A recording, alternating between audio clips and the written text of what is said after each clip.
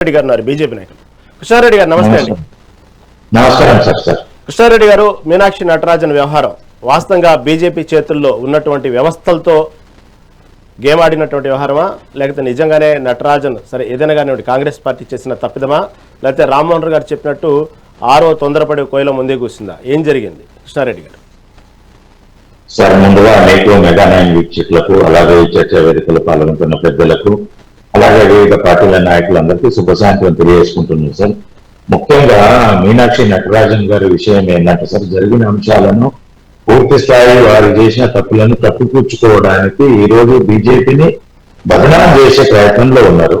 ఇక్కడ జరిగిన అంశాలు ఏంటంటే, వారి పార్టీలో ఉన్న అంతర్గత విభేదాలు సుస్పష్టంగా తెలంగాణ రాష్ట్రంలో బయటపడింది. వారే ఒప్పందించిందని మా కేంద్ర నాయకత్వం కానీ, కేంద్రంలో ఉన్న కొంతమంది మంత్రులు కానీ, కొంతమంది పూర్తి స్థాయిలో చెప్పారు. మీ పార్టీ వాళ్ళే అక్కడ ఎలక్షన్ కమిషనర్కి ఇచ్చింది, బీజేపీ వాళ్ళ మీద తుపాకీ పెట్టి కాల్చింది ఎవరంటే కాంగ్రెస్ పార్టీ, తెలంగాణ కాంగ్రెస్ నాయకులు. వాళ్ళు ఎవరు అనేది పూర్తి స్థాయిలో వాళ్ళు అంతర్మదనం చేసుకొని ఇంటి దొంగను పట్టుకోవాల్సిన బాధ్యత కాంగ్రెస్ పార్టీ మీద ఉంది. అది పక్కన పెట్టేసి వారి చాతగానితనాన్ని, వారి యొక్క అసమర్థనతను కప్పిపుచ్చుకోవడానికి బీజేపీని బదనాం చేసి, బీజేపీతో ఓటు చోరీ కాదు సీటు చోరీ అని చెప్పేసి మాట్లాడడం అనేది దొంగలనే అరిచినట్టు వ్యవహారం ఉంది తప్ప, ఇప్పటికైనా ఆత్మ పరిశీలన చేసుకోవాలి. ఈ ఒక్కటే అంశం కాదు, రేపు పొద్దున ఇంటి దొంగలు ప్రభుత్వాన్నే కూర్చోవచ్చు, ఆ స్థాయి కూడా రావచ్చు. ఇప్పుడు 6-7 నెలల్లో కూడా ఆ పరిస్థితి కూడా జరుగుతుంటుంది అంటున్నారు.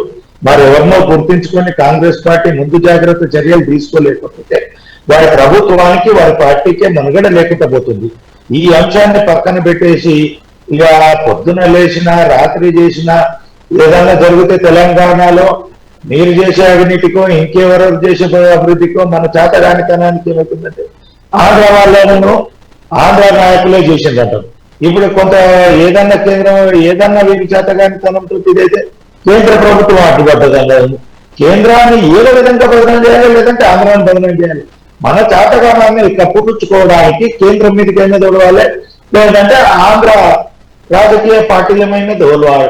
అది వాళ్ళు ఎక్కడైనా సరే ఈ యొక్క ఎలక్షన్ అనేది చాలా విచిత్రంగా జరుగుతుంది. గెలుపోవటములు అనేది ఒక గేమ్ లాగా జరుగుతుంది.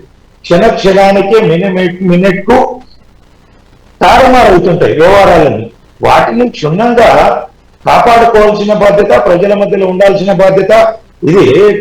వాళ్ళు వేసినప్పుడు, నామినేషన్ వేసినప్పుడు చూసుకోవాల్సిన బాధ్యత ఎవరిదండి? బీజేపీ పార్టీదా, రిటర్నింగ్ ఆఫీసర్దా? సరే, రిటర్నింగ్ ఆఫీసర్ కు ఒక కంప్లైంట్ వచ్చింది. అది ఎక్కడి నుంచి వచ్చింది? తెలంగాణ నుంచి వచ్చింది. దాన్ని క్షుణ్ణంగా పరిశీలించిన అంశం ఉంటుంది. ఆ సమయంలో టైం ఉన్నదా లేదా అనేది ఒక క్వశ్చన్ మార్కు. రెండోది, ఆ కంప్లైంట్ చేసిన వ్యక్తులు ఎవరు ఏందనేది కూడా ఉంటది. బీజేపీ వాళ్ళే చేశారు, దాంట్లో కొంత పలుకుబడిని చేసిన వాళ్ళు ఉంటే దాంట్లో కొంత నిజాయితీ ఉన్నదనేది వ్యవహారం వస్తుంది. నేను తప్పు అన్నట్లే బీజేపీ అనేది, కానీ ఇక్కడ రిటర్నింగ్ ఆఫీసర్ కానీ వీళ్ళు చేసిన తప్పేంటి? ఇక్కడ నుంచి తెలంగాణ నుంచి మీనాక్షి నటరాజన్ మీద కేసులు ఉన్నదని ఇచ్చిన వ్యక్తులు ఎవరు?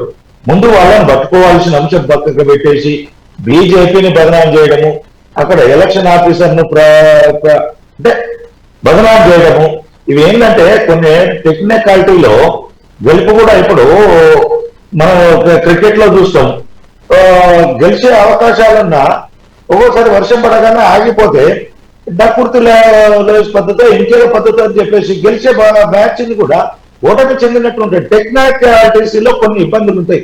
వాటిని చూసుకొని మెదలాల్సిన 100 సంవత్సరాల ఘనచరిత్ర కలిగిన కాంగ్రెస్ పార్టీ అనే వాళ్ళకి ఆ మాత్రం కూడా అవగాహన లేదా? పోనీ సెకండ్ నామినేషన్ అయినా వేయించుకొని పెట్టుకోవచ్చు కదా, ఆ మాత్రం కూడా అవగాహన లేదా?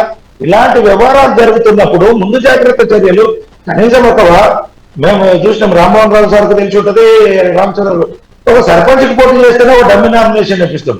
ఎందుకంటే ఏదో సందర్భంలో ఏదో ఒకటి తక్కువ అవ్వచ్చు, లేదంటే ఇంకేమన్నా అనివార్య కారణాలలో వాళ్ళు ఇదవచ్చు. ఒక ఎమ్మెల్యేకి అయితే 3-4 చేసి ఇస్తారు. అవి తర్వాత ఏంటంటే ఆ ఖర్చులలో చూపించుకోవడానికో, దేనిలో బండ్లు పర్మిషన్లు తీసుకోవడానికి ఇంత బాధ్యతాయుతంగా పోతే ఉంటే ఒక రాజ్యసభకు పోయే ఎంపీ ఎన్ని జాగ్రత్తలు తీసుకోవాలి, ఎంత ఇది చేసుకోవాలి, 100 సంవత్సరాలు ఘనకీర్తన చెప్పేటోళ్లకు ఇలాంటి లోటుపాట్లు జరుగుతాయని తెలియదా? వీళ్ళే కదా ఇలాంటివి కూడా వీళ్ళు చేసిన వ్యవహారాలు కూడా ఉన్నాయి కదా.